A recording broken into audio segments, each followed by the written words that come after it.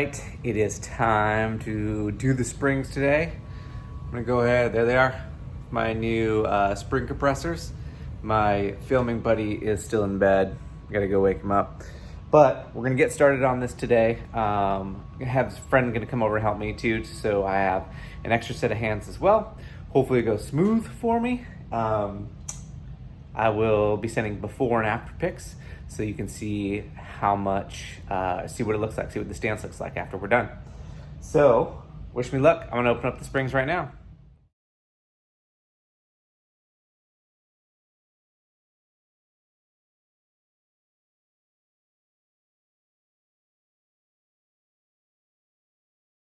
Hello everybody, welcome back to Downshift. We are up early, it's 7 a.m. about, or not 7 a.m., 8 a.m. about. We're getting ready to put the springs on. We've got them unpacked right there and all the other extra stuff, and RS ready to be worked on behind us.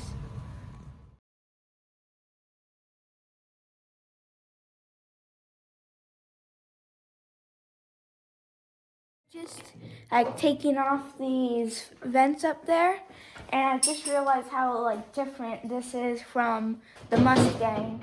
It's all like very cramped, like it's just filled to the brim, and then the Mustang's got like space in between most of the stuff. And like how with the Mustang we always put like a fender protector on the side, but you can't really even do that with the Focus because it's got like barely any fender. And it's just kind of cool how much stuff has changed in cars.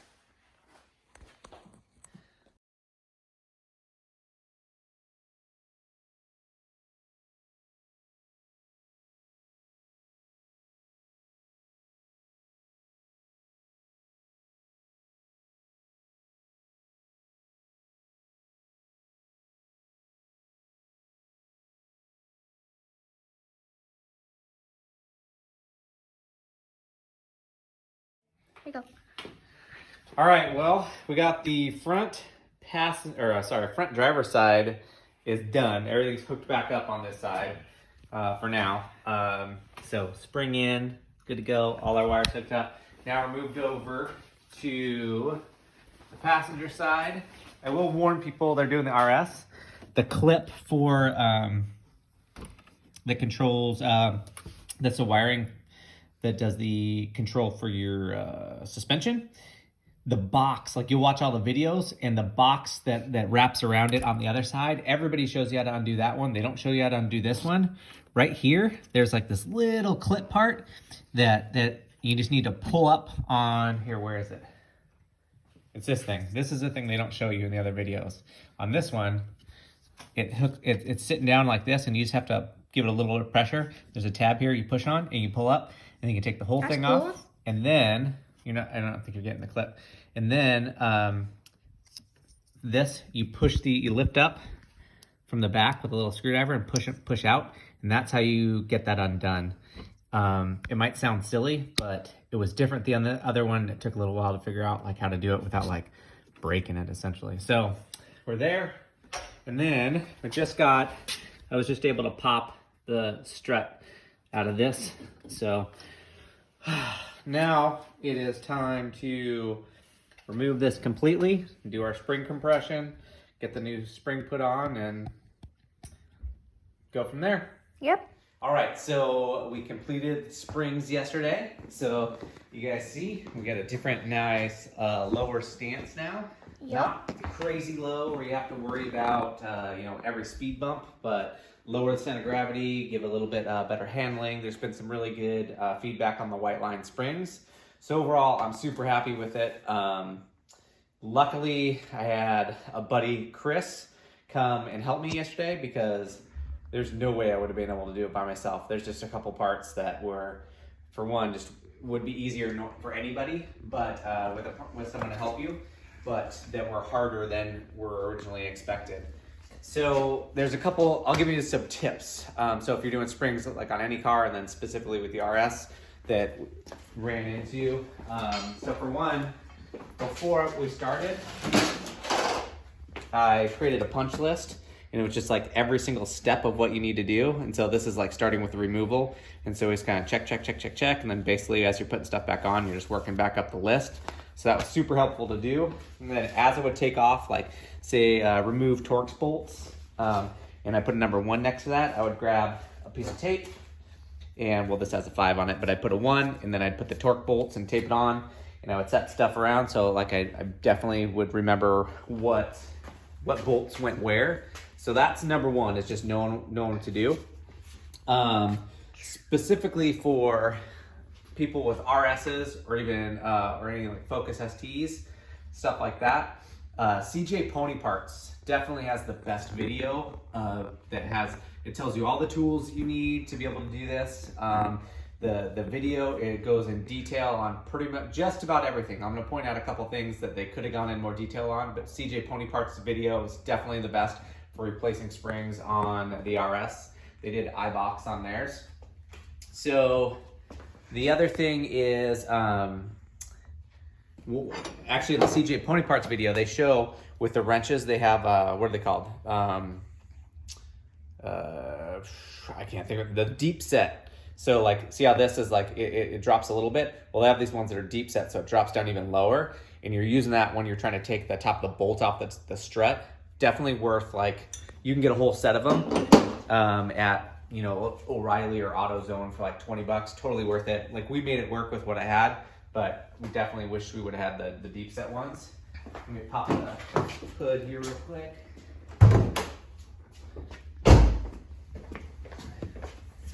All right.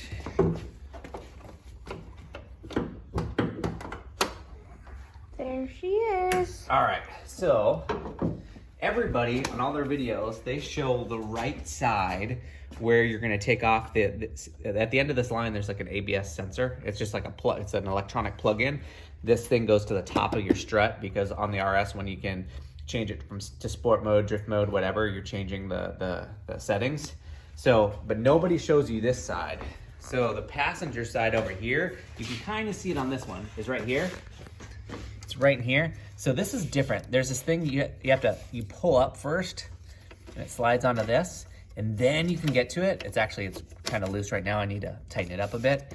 But this one, they don't show you where it is or how to do it, but it's on this side. It's gonna be really tight at first, but once I was able to break it loose, then I just used force, and there's just a little tab here. You just need to push on this tab from the other side, and it'll help you release it from this little metal piece here. So that's a tip on that.